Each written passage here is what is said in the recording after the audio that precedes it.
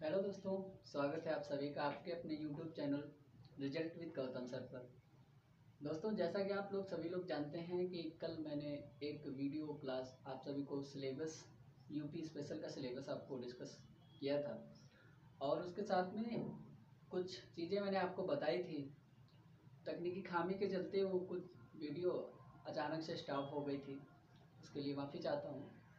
तो आज जो हम डिस्कस करेंगे, तो आज से हमारी प्रॉपर क्लास चलेगी और आज के बाद में आप सभी लोग इसका नोट्स बनाएंगे और धीरे धीरे हम इसी क्रम में आगे बढ़ते हुए चलेंगे, यूपी स्पेशल को कवर करेंगे।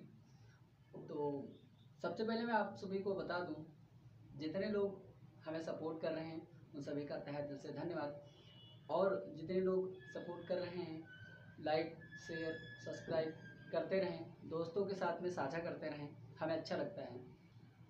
तो आज हम स्टार्ट करेंगे क्लास उत्तर प्रदेश की स्थापना और नाम से लेकर के राजधानी को कहाँ कहाँ परिवर्तित करी गई, राजधानी कब क्या थी, तो उत्तर प्रदेश का नाम किस समय पर क्या था, ये चीज़ें आज हम डिस्कस करेंगे। उसके भौगोलिक क्षेत्रफल के बारे में कुछ थोड़ा बहुत जानेंगे, क्योंकि ये बेसिक जो फैक्ट हैं ये फैक्ट इम्पॉर्टेंट होते हैं, क्योंकि इन्हीं से क्वेश्चन कभी कभी जब एग्जामिनर ज़्यादा गहराई से नहीं पूछता है तो यहीं से क्वेश्चन रख देता है।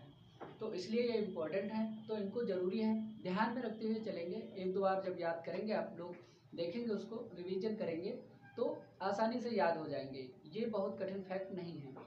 तो बिना देरी के स्टार्ट करते हैं अपनी क्लास को। जैसा कि टाइटल पढ़ा है आपका उत्तर प्रदेश, और उत्तर प्रदेश में हम आपको पढ़ाएंगे क्या आज। उत्तर प्रदेश में हम पढ़ाने वाले हैं आपको स्थापना। कल की क्लास में मैंने स्थापना कुछ चीज़ें बता दी थी, स्थापना और राजधानी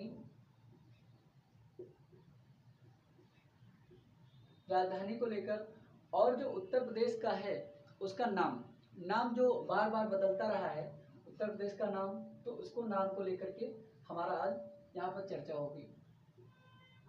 ठीक है, तो हमने आपको कल स्थापना में बता दिया था 24 जनवरी 1950 को उत्तर प्रदेश की स्थापना हुई थी।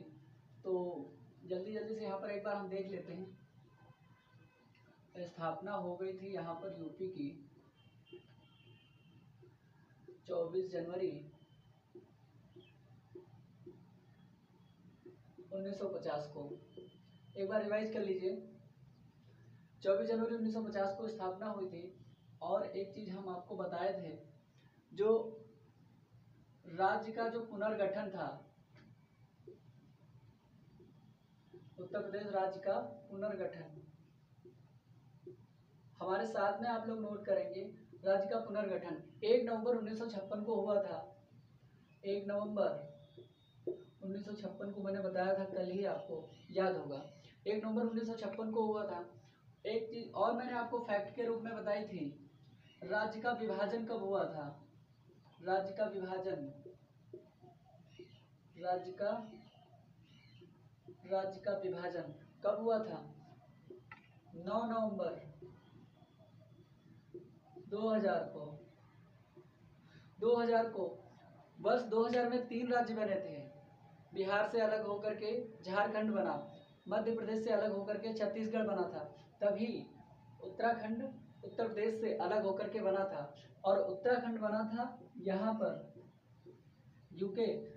यहाँ पर कितने जिले थे, मैंने बताया था कल आप सभी को 13 जिले। 13 जिला लेकर के उत्तराखंड अलग हो गया था। वर्तमान में भी उत्तराखंड में 13 ही जिले हैं।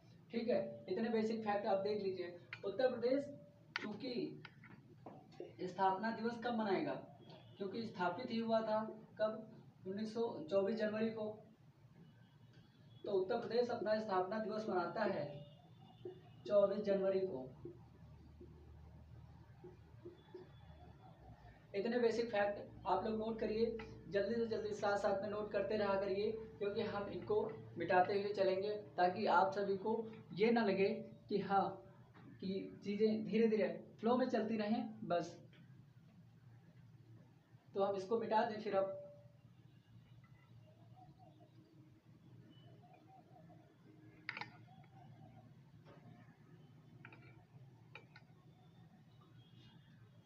आपने नोट कर लिया होगा।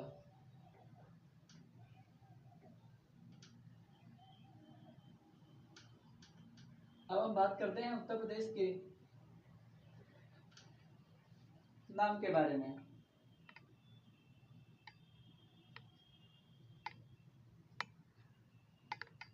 उत्तर प्रदेश का जो नामकरण के बारे में बात करते हैं हम, तो जून 1836 में इसका नाम रखा गया था। जून 1836 में, क्योंकि उत्तर प्रदेश उत्तर और पश्चिम का भाग है, मैंने आपको कल बताया था उत्तर और पश्चिम का भाग है, इसीलिए इसका नाम क्या पड़ गया था, उत्तर पश्चिम प्रांत।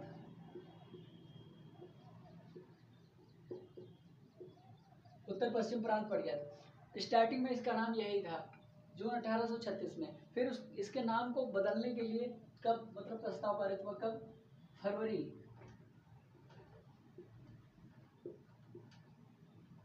1877 में इसका नाम बदला गया। उसका कारण क्या था, उसका नाम बदलने के लिए मतलब कुछ ऐसी चीजें रहती होंगी ना कि कहीं ना कहीं कुछ ऐड हुआ या कहीं कुछ कम किया गया, इसीलिए उसका नाम बदला गया होगा। तो यहाँ पर इसीलिए इसका नाम बदला गया था, क्योंकि कारण ये था कि 1877 में इसमें अवध और आगरा दो प्रांतों को जोड़ दिया गया था, इसलिए तो इसका नाम कर दिया गया था उत्तर पश्चिम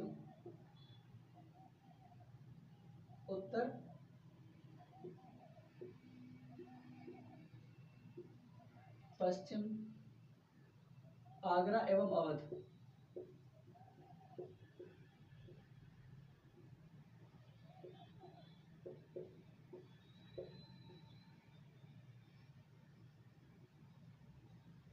उत्तर पश्चिम आगरा एवं अवध, या इसको यहाँ पर ऐसे कह सकते हो, उत्तर पश्चिम का आगरा एवं अवध प्रांत का आगरा एवं अवध, उत्तर पश्चिम प्रांत का आगरा एवं अवध। तो इसका नाम ये हो गया था, ठीक है, क्योंकि आगरा और अवध को इसमें ऐड कर दिया गया था, जोड़ दिया गया था, इसलिए। तो उसके बाद में इसका नाम बदलता है, उसके बाद में इसका नाम बदल गया था 1902 में इसका नाम बदल करके संयुक्त प्रांत इसके साथ में, क्योंकि इसको संयुक्त कर दिया गया था, इन दोनों को आपस में जोड़ दिया गया था, और उत्तर पश्चिम प्रांत तो था ही, उत्तर पश्चिम का प्रांत आगरा एवं अवध, इसका नाम रखा गया था। जब फरवरी 1877 में हुआ, उसके बाद में 1902 में इसके नाम को एक बार फिर से बदला जाता है, तो तब इसका नाम रखा गया था आगरा एवं अवध का संयुक्त प्रांत। आगरा एवं अवध का संयुक्त प्रांत, आगरा एवं अवध का संयुक्त प्रांत नाम हो जाता है। और उसके बाद में जब 1935 का अधिनियम आता है, जब आप तो जानते हैं, जैसे कि संविधान में हमारे 1935 के जो अधिनियम है, उससे हमारे बहुत सारे आर्टिकल लिए गए हैं, क्योंकि 1935 का अधिनियम बहुत बड़ा अधिनियम था, उससे बहुत सारे अधिनियम लिए गए। और 1935 में इसको पुनः क्या किया जाता है, 1935 में इसको पुनः नाम दिया जाता है, तब इसको नाम दिया जाता है संयुक्त प्रांत।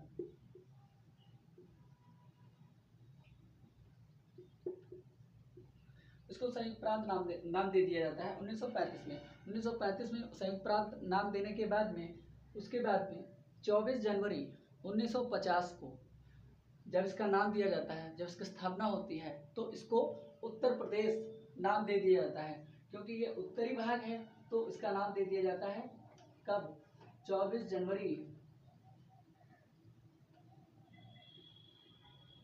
1950 को इसको नाम दे दिया जाता है उत्तर प्रदेश, जो कि वर्तमान नाम है, ठीक है। तो आप इसको नोट करें। तो जब ये 24 जनवरी 1950 को उत्तर प्रदेश का नाम उत्तर प्रदेश रखा गया, और उत्तर प्रदेश होने के बाद में, इसीलिए 24 जनवरी को स्थापना दिवस हम लोग मनाते हैं, क्योंकि हमारा उत्तर प्रदेश 24 जनवरी को स्थापित हुआ था। अब हम देखते हैं कि जो हमारा उत्तर प्रदेश है, आप साथ साथ में नोट करिएगा, क्योंकि जो हमारा उत्तर प्रदेश है उसके बारे में और जो इसकी राजधानी है, राजधानी मैंने आपको कल बताया था कि राजधानी जहाँ से हम क्लास ले रहे हैं लखनऊ, यही राजधानी है उत्तर प्रदेश की आपके। तो राजधानी हमने बात करी थी कल यहाँ पर कि राजधानी क्या है, लखनऊ। वर्तमान में राजधानी है लखनऊ, क्या है, लखनऊ। तो लखनऊ से भी एक क्वेश्चन आया था यहाँ पर, मतलब यूपी पीसीएस जो कंबाइंड एग्रीकल्चर का एग्जाम हुआ था इसमें। तो लखनऊ राजधानी कैसे बना? क्या पहले से राजधानी लखनऊ है? नहीं, स्टार्टिंग में, शुरुआत में कब से होगा? जब हम बात करते हैं 1836 की, शुरुआत में 1836 में जब हम बात करते हैं तो 1836 में राजधानी होती है यहाँ सबसे पहले आगरा। उसका कारण, राजधानी 1836 में राजधानी हुआ करती थी आगरा। 1836 से लेकर के 1857 की जो क्रांति हुई थी, 1857 की क्रांति, उसके बाद में एक आता है 1858 का। 1858 में राजधानी, 1858 तक राजधानी रहती है। कब तक रहती है? 1836 से लेकर के 1858 तक या 1857 तक कह लीजिए, तो रहती है राजधानी आगरा। ठीक है, जब आगरा होती है तो आगरा होने के बाद में 1858 में इसकी राजधानी को परिवर्तित कर दिया जाता है। और कहाँ कर दिया जाता है? इलाहाबाद में। इलाहाबाद जो कि वर्तमान में प्रयागराज है, तो प्रयागराज को राजधानी बना दिया जाता है। कब? 1858 में। 1858 में राजधानी हो जाता है क्या आपका? प्रयागराज। इलाहाबाद लिखिए आप, क्योंकि प्रयागराज तो वर्तमान में है, इलाहाबाद था तत्कालीन।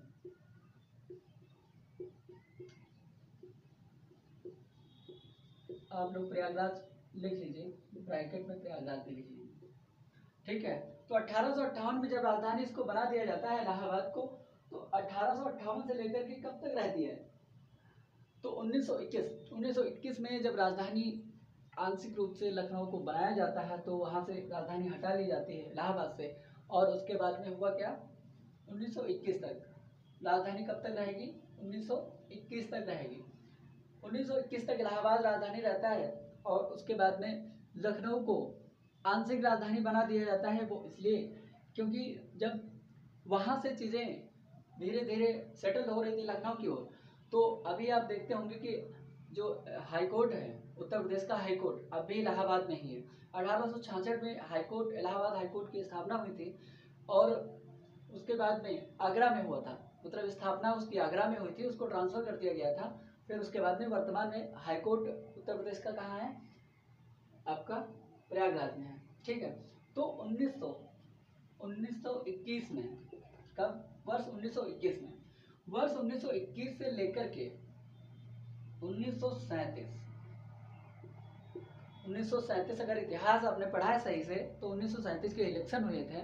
और 1937 के इलेक्शन में उत्तर प्रदेश के प्रथम मुख्यमंत्री गोविंद बल्लभ पंत को बनाया गया था, है ना। तो 1937 तक लखनऊ रहती है राजधानी, लेकिन राजधानी कौन रहेगा? लखनऊ। लेकिन ये आंशिक राजधानी रहती है, पूर्णतः राजधानी, इसको पूर्णतः राजधानी का दर्जा अभी नहीं प्राप्त हुआ है। तो आंशिक राजधानी थी। तो वर्ष 1937 में पुनः राजधानी को, वर्ष 1937 में राजधानी को पुनः क्या कहा गया? 1937 से लेकर के आज तक की कह लीजिए आप, आज तक की जो राजधानी है लखनऊ है।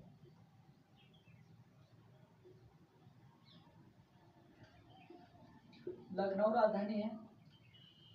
अब ये पूर्णतः राजधानी हो गई। कैसी है? पूर्णतः।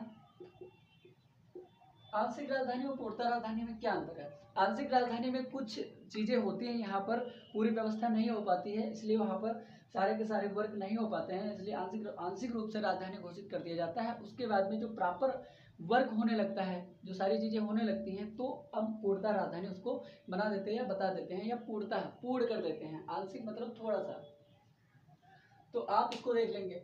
उसके बाद में राजधानी पर चर्चा हो गई हमारी। अब हम थोड़ी सी चर्चा कर लेंगे अपनी उत्तर प्रदेश की भौगोलिक विशेषताओं पर, या थोड़ा सा उसका भूगोल जान लेंगे, लेकिन विस्तार से हम पढ़ेंगे इसको, क्योंकि आपको पढ़ना है पेपर 6 में आपके पूरा जो ज्योग्राफी है वो पढ़ना ही पड़ेगा। उत्तर प्रदेश की जो पूरी ज्योग्राफी है वो पढ़नी पड़ेगी, क्योंकि यहाँ पर पेपर नंबर 6 जो है आपका वो ज्योग्राफी से रिलेटेड है उत्तर प्रदेश की। तो यहाँ पर हम पढ़ेंगे उत्तर प्रदेश का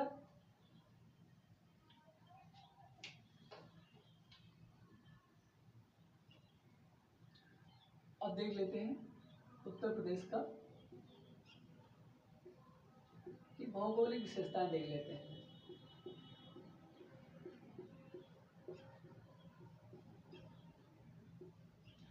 भौगोलिक विशेषताएं,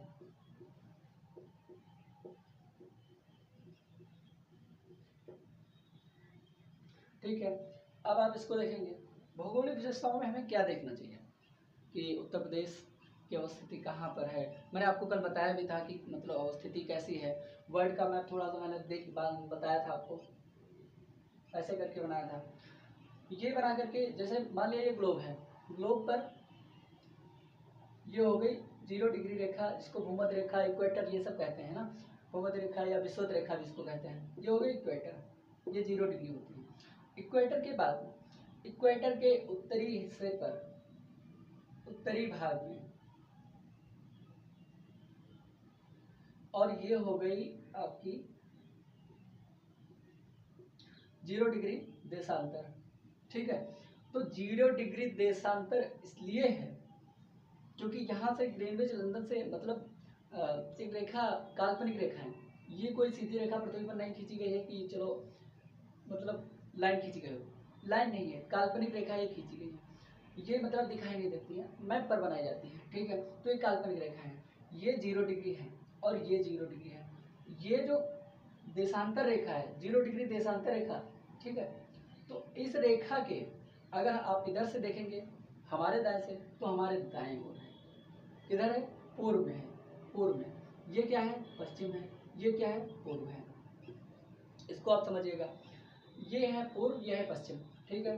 तो आप अब इसका, ये तो विषुवत रेखा के दक्षिणी ध्रुव हुआ ना, इसको मान लीजिए दक्षिणी ध्रुव, इसको मान लीजिए उत्तरी ध्रुव, ठीक। उत्तरी गोलार्ध कहते हैं और दक्षिणी गोलार्ध कहते हैं। उत्तरी ध्रुव ऊपर की ओर, दक्षिणी ध्रुव नीचे की ओर, और दक्षिणी गोलार्ध विषुवत रेखा से नीचे इक्वेटर से, और इक्वेटर से ऊपर क्या होगा आपका उत्तरी गोलार्ध।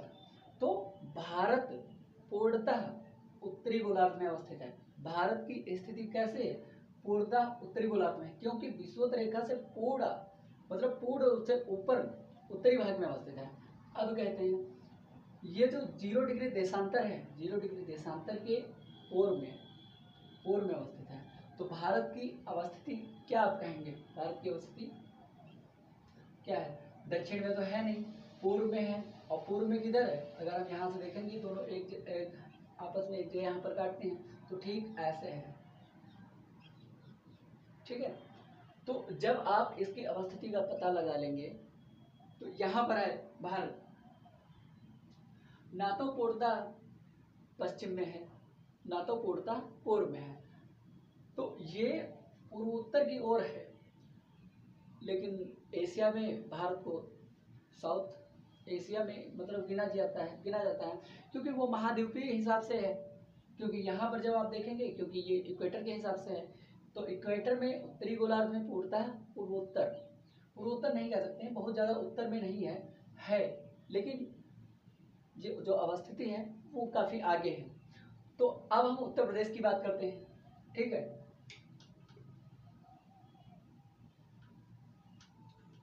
अब हम बात करते हैं उत्तर प्रदेश की। तो उत्तर प्रदेश की जो अवस्थिति है दोस्त, तो भौगोलिक विशेषताओं में सबसे पहले उत्तर प्रदेश का क्षेत्रफल देख लेते हैं। क्षेत्रफल कितना है, क्या है। तो क्षेत्रफल में जब हम देखते हैं तो यहाँ पर उत्तर प्रदेश का,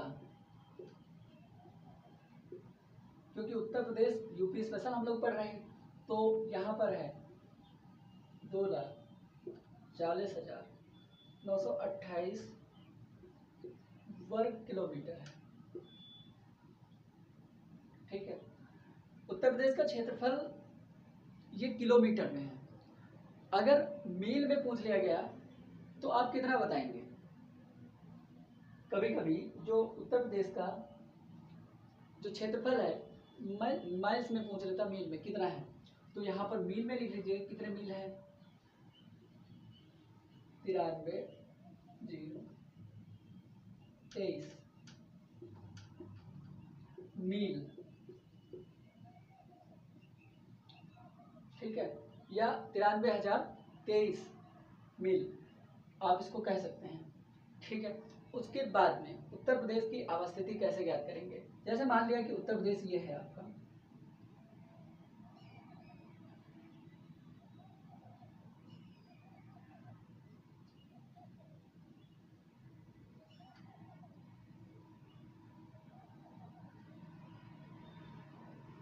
ठीक है, बन गया उत्तर प्रदेश। इस उत्तर प्रदेश में सबसे पहले जब हम जानकारी लें तो इसमें क्या क्या हम देख सकते हैं, उसका कारण ये है, इसमें सारी चीजों को प्रॉपर हमें देखने के लिए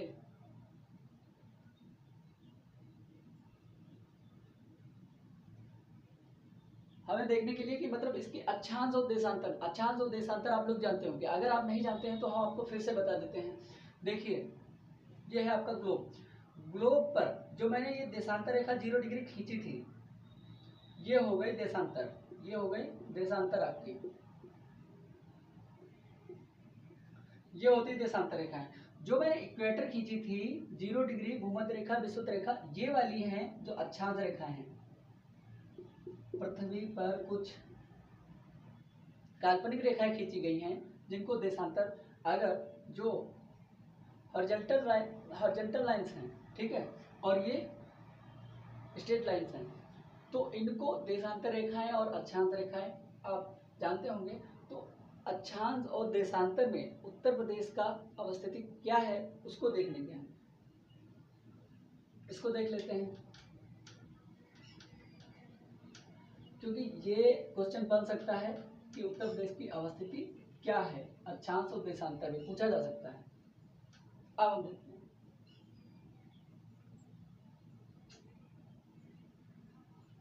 तो जो उत्तर प्रदेश की अवस्थिति है, क्योंकि भारत के उत्तरी भाग में ही है, क्योंकि उत्तर प्रदेश है, तो यहाँ पर अक्षांशीय विस्तार जब हम देखेंगे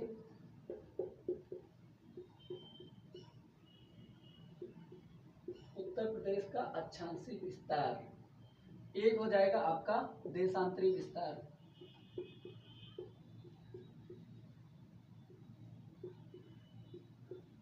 दो प्रकार से विस्तार है। मैंने आपको बताया था अक्षांश और देशांतर।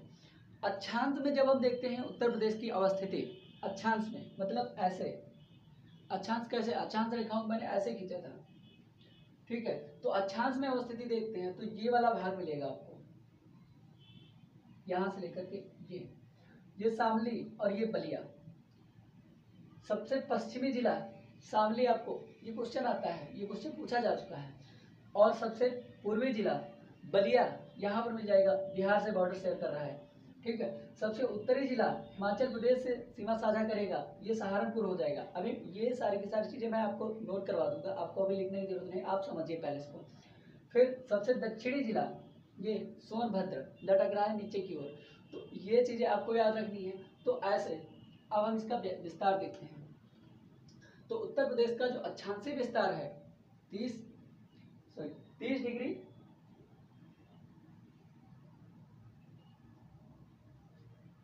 उत्तर प्रदेश का जो अक्षांशीय विस्तार है 23 डिग्री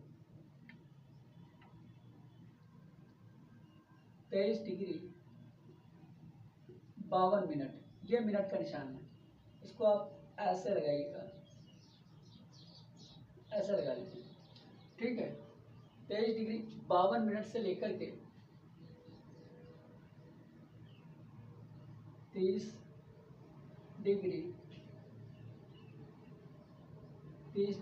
24 मिनट तक है।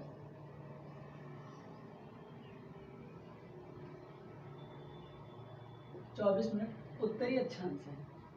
कारण इसका उत्तरी अक्षांश इसलिए मैं कह रहा हूं क्योंकि ये उत्तर में है, इसीलिए उत्तर प्रदेश है, इसीलिए उत्तर की ओर भाग है, क्योंकि ये भारत का सबसे लगभग उत्तरी भाग भी उत्तरी राज्यों में आता है, भारत के उत्तरी हिस्से में, तो इसलिए उत्तरी अक्षांश कहते हैं इसको, क्योंकि पूर्णतः भारत भी उत्तरी अक्षांश में ही अवस्थित है, इसलिए इसको कहते हैं उत्तरी अक्षांश। और देशांतरी विस्तार कितना है? क्योंकि देशांतरी विस्तार जो होता है इसका, जो अक्षांश और देशांतर रेखाएं होती हैं, अक्षांश और देशांतर रेखाओं में देशांतरी विस्तार 74 डिग्री, ये डिग्री का निशान आप ऐसे ही बनाएंगे 74 डिग्री 5 मिनट 05 मिनट, ठीक है, 05 मिनट से लेकर 84 डिग्री 39 मिनट। मिनट का निशान और डिग्री का निशान आप अलग अलग बनाएंगे क्योंकि इसको देखना जरूरी है, ठीक है। ये आपका है देशांतरी विस्तार, यहाँ से लेकर के 74 डिग्री 05 मिनट से लेकर के 84 डिग्री 39 मिनट तक इसका देशांतरी विस्तार है, इसका उत्तर प्रदेश का, ठीक है। तो इसके बाद में जब हम जानते हैं कि जो हमारा उत्तर प्रदेश का पूर्वी, पश्चिमी, उत्तरी और दक्षिणी जिले, इनको भी देख लेते हैं। जो उत्तर प्रदेश के जिले हैं ये इम्पोर्टेंट हो जाते हैं क्योंकि यहाँ से भी क्वेश्चन आपका बन सकता है। एक चीज आप जान लीजिए, यहाँ पर हमने इसको उत्तरी अक्षांश क्यों कहा? उत्तरी अक्षांश, उत्तरी अक्षांश जब हम ग्लोब में बता रहे थे आपको, तो ग्लोब में जो भारत है, भारत अब भी यहाँ पर उत्तर में ही अवस्थित है, तो इसलिए उत्तरी गोलार्ध में अवस्थित होने के कारण जितनी चीजें होंगी, जितने भी मतलब उत्तरी भाग में जो भी होगा उसको हम उत्तरी अक्षांश ही बोलेंगे। अगर दक्षिण में होता तो हम दक्षिणी अक्षांश बोलते हैं, इसीलिए हम इसको बोलते हैं उत्तरी अक्षांश, ठीक है। दूसरी बात, अब हम जान लेते हैं उत्तर प्रदेश के जिलों के बारे में। यहाँ पर आपको दिखाई देगा सबसे उत्तर में ऊपर की ओर, ऊपर की ओर उत्तर में दिखाई देगा आपको सहारनपुर,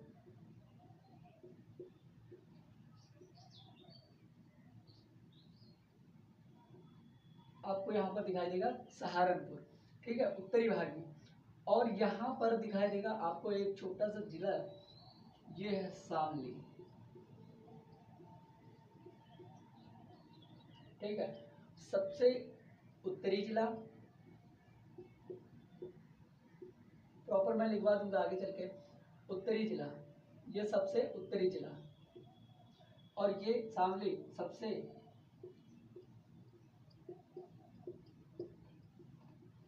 पश्चिमी जिला, सबसे पश्चिमी जिला, और सबसे पूर्वी जिला, बिहार से बॉर्डर शेयर करता हुआ, मैंने आपको बताया था पूर्वी जिला, यह है आपका बलिया, मंगल पांडे वाला। तो यहाँ है आपका बलिया सबसे पूर्वी जिला, और ये है सबसे दक्षिणी जिला आपका सोनभद्र।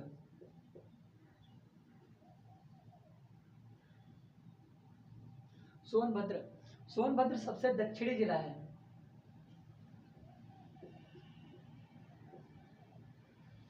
ठीक है, सबसे दक्षिणी जिला। तो सोनभद्र से अभी क्वेश्चन आया था हाल ही में, बहुत सरल क्वेश्चन आया था कि उत्तर प्रदेश का कौन सा जिला है जो सबसे ज्यादा राज्यों से सीमा साझा करता है, सर्वाधिक राज्यों से सीमा साझा करता है सोनभद्र। क्योंकि देखिए यहाँ पर है आपका, ये वाला पार्ट मैं यहाँ पर बना ले रहा हूँ ऐसे, यहाँ पर है आपका बिहार, यहाँ पर है आपका झारखंड, यहीं पर है आपका छत्तीसगढ़,